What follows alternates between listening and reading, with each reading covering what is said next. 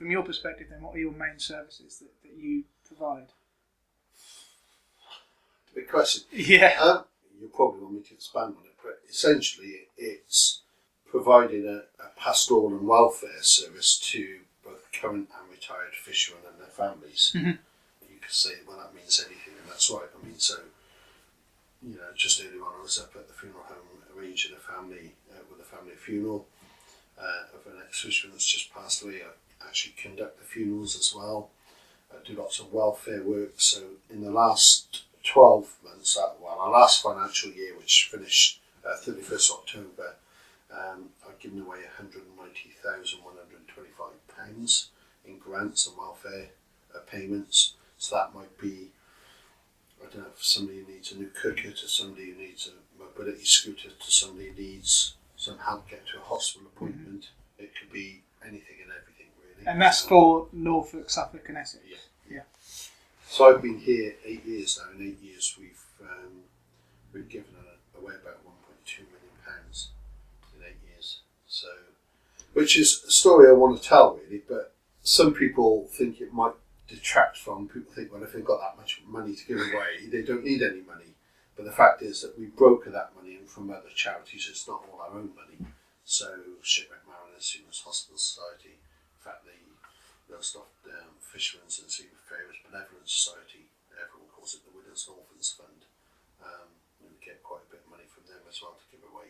But I don't think there's many charities that have probably done that in Lowestoft over the last sort of no, not at all. 7 or 8 years, and so we do need to make a bit of a thing about that. Let's just try and find the right way of doing that. To sum it up, we're a Christian charity, but we work with people of no faith or any faith. And being a Christian charity, obviously I read the Bible, I'm a committed Christian, you have to be to do my job. And in the Bible there's a guy called the Apostle Paul, and he said, I'm all things to all men. And that's a bit like us as mission personnel, really, because I was talking to one of my widows from Essex earlier on today, who's just a bit uptight about the situation that's happening. She lost her husband 7 years ago. She phoned me up at 10 to 9 this morning needing a chat because there's something that's troubling her. About 2 years ago, a lovely lady passed away, a fisherman's widow. She lost her husband before I was born, and yet every year the Fisherman's Mission have been there to support her. Yeah, I'm the padre to the local lifeboat, and the lifeboat do a great job, but they'll go out and rescue somebody, bring them back, and that's their job done. We pick up the tab for the rest of that person's life if they're a fisherman, and that's what people don't sort of seem to get their heads around. Yeah, exactly.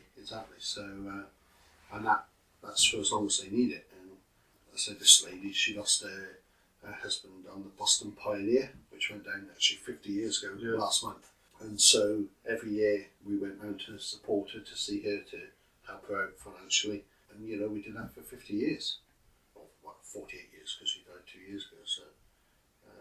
So that's, I think, a unique part of our service that people don't particularly get as well. With the decrease in the fishing industry around here that has happened gradually over time, is it more an aftercare service, if that's the right phrase to use, than the support for the seafarers that are coming in and out of the ports along our coast? I think probably if I had to put some percentages on it without working out mathematically, I would say probably about 65-70% of my work is with the retired community, and the rest is with the current fishermen. Because what we try and do is engage with the fishermen in various projects that will capture their imagination as well, to let them know we're there and to improve their health and safety. So we've done a number of projects which have been very successful. So one of them was NHS Norfolk, actually it was with. They found out through some research that there were three sort of people groups, if you like, that didn't access preventative health care. And so it was fishermen, farmers and taxi drivers. And so they had a particular sort of pot of funding to go after those three people groups. So we got in touch with them via a bit of a convoluted way, but we set up projects in Cromer, in Lowestoft, and in King's Lynn, where we, using the mobile office, we parked up on the quayside, had a qualified pharmacist or sort of nurse practitioner there, and did a health check for each fisherman. But to get to, if someone says to you, oh, come up, outside and have a health check, you're probably thinking, I've got time to do that. So you have to think of creative ways of doing that. Sure.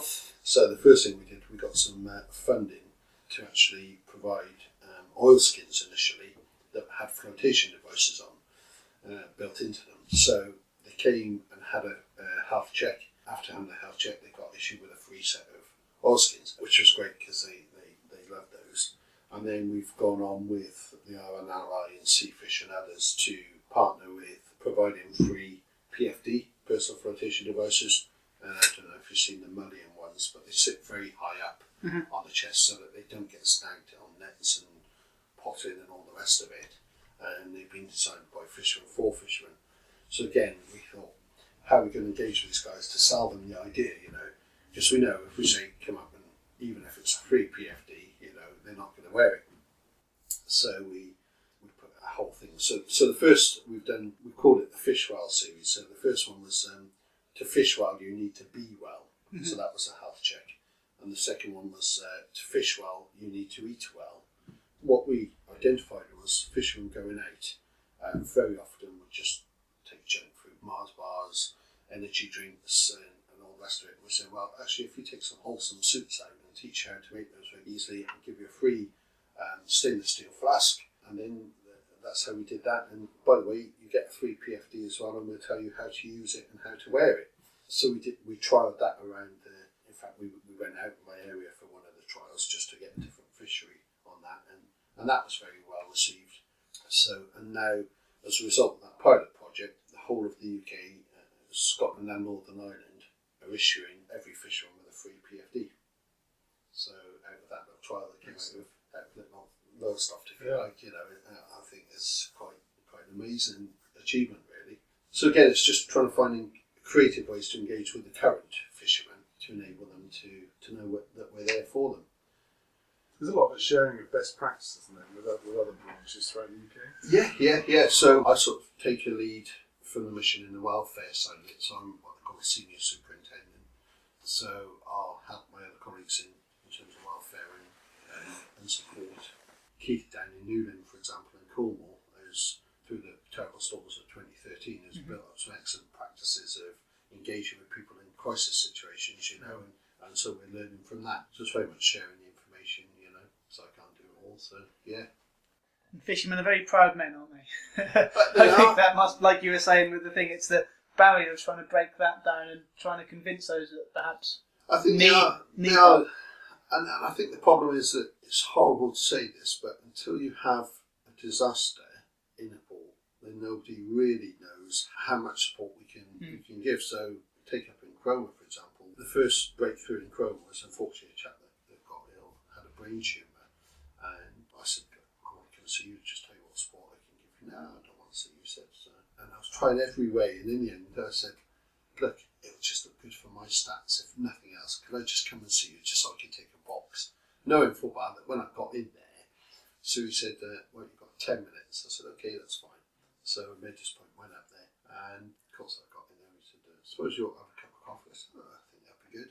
And 2.5 hours later, I said, look, I've got to go, I've got another appointment, So just people, getting your foot in the door, exactly, and people knowing what we do and understanding what we do, and that we're just out there to support them, we're not in it for our own good, is, I think, really important. And there's nothing like a disaster for that to happen. Sure, yeah. Which is a horrible thing to say, but it's true, Once they see you doing what you do best, then we lost a chap down in Leon Sea 7 years ago. I'd been down there to visit, but they didn't know me very well. I'd only recently started, and I think it's quite a while since anyone from the mission had been down there before. And turn around of one night, this chap got lost, which was awful, and his widow I speak to this morning.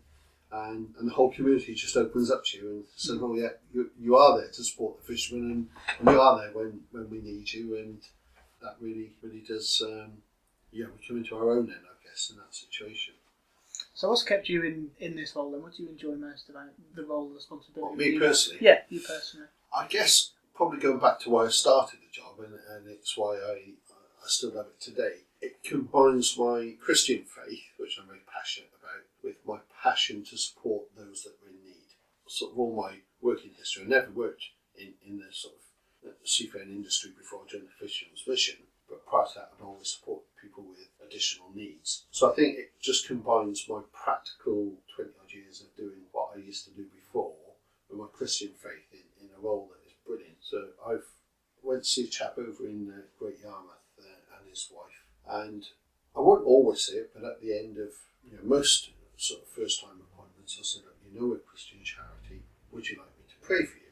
I said, if you say no, that's fine, I can pray when I get in the car on the way home. If you would like me to say a prayer for you, that's fine as well.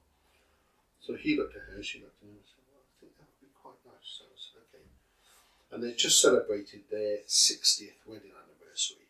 So I just prayed for them and thank God for a long and happy marriage. And they said they'd never once argued, they couldn't remember an argument they'd had and everything. And that was that.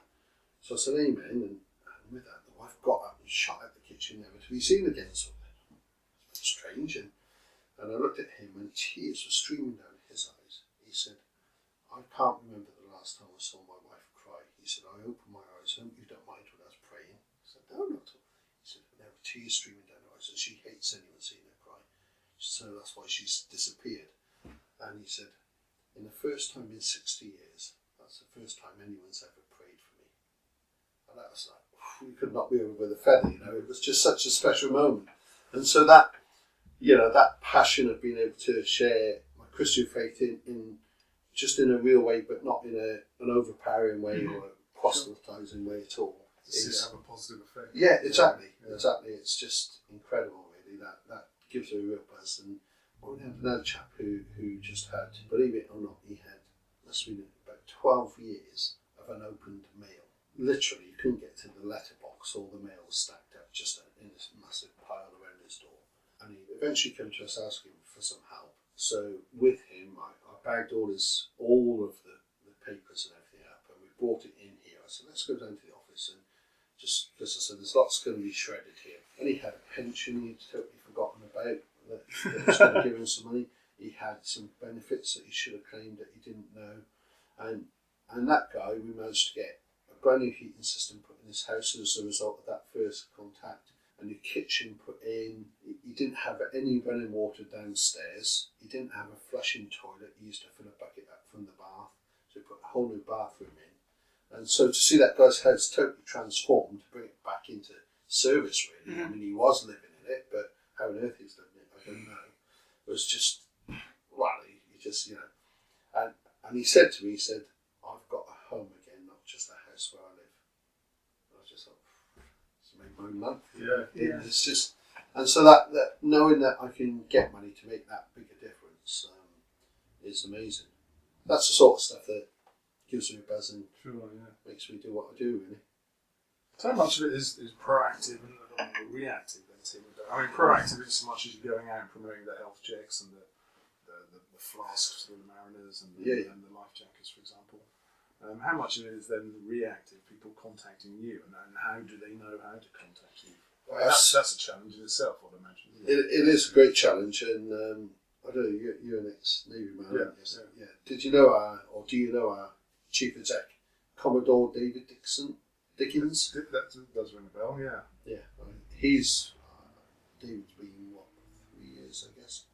David's huge drive for us is that outreach. Yeah. Because how are people going to know? In a port like Lowestoft, so most people know about the Fisherman's Mission because of the history. Exactly. When you get to perhaps lesser well-known ports, even down in West Mersey or even down as Leigh-on-Sea or somewhere, like even King's Lynn to a degree, a lot of the retired community particularly think, oh, well, the Fisherman's Mission, that's for Lowestoft. Yeah. They don't realise that we come out, so the plan is to be proactive in terms of getting out and doing port visitations, and we've just got a bit of research going on at the moment to list every post office, every church and every tourist information centre in the 3 counties that I'm in, where there are ports in the counties that I work in, and we're going to hit those with a load of information and then reach out in that way. Obviously the mobile officers helped a huge amount of being out and sort of a bit more visible, although the cars are very good now, they're all located up as well, looking really professional. But of course then, because of the the nature of the work, you might plan to be somewhere, but then you get a funeral come in or something else. Then it's a constantly changing diary. You end up sort of coming in the morning, prioritising almost on an hourly basis. Sometimes crazy times. Other times you just like, right, okay, we've got this plan and we can do it, and that's fine. So it's probably about 50-50 to be honest. It's you can come in like today. I've had a couple of sort of what I call welfare telephone calls, but I've not had to go out and see anyone. So it's been a day where I've got on with some admin and planned this funeral. So it's been that's good, but you just never know what right. And we're on call 24/7. So I always joke when I'm doing talks, that I go to bed with my phone and my wife. In that order. yeah. But it's it is that thing. Apart from our holidays, that's when we're on call, and it's fine. And the wind farm guys sort of use us a little bit as well. They don't particularly engage massively with us, but we've had a couple of incidents where they've asked us to support some of their guys. So it extends beyond fishermen how does it extend into mariners in general? Well, primarily we're there for the fishermen, and they always take priority. Sure. But as with most of our superintendents, if there's not another port chaplain in the port, then they will take care of some other issues as and when they crop up. But there's more than enough in terms of fishing to do. There's never enough hours in the day, and it's the one dilemma. You always go to bed knowing there's always more need than you can meet, and that's why we're very much looking for more volunteers to come and support us and help us, and so we can train them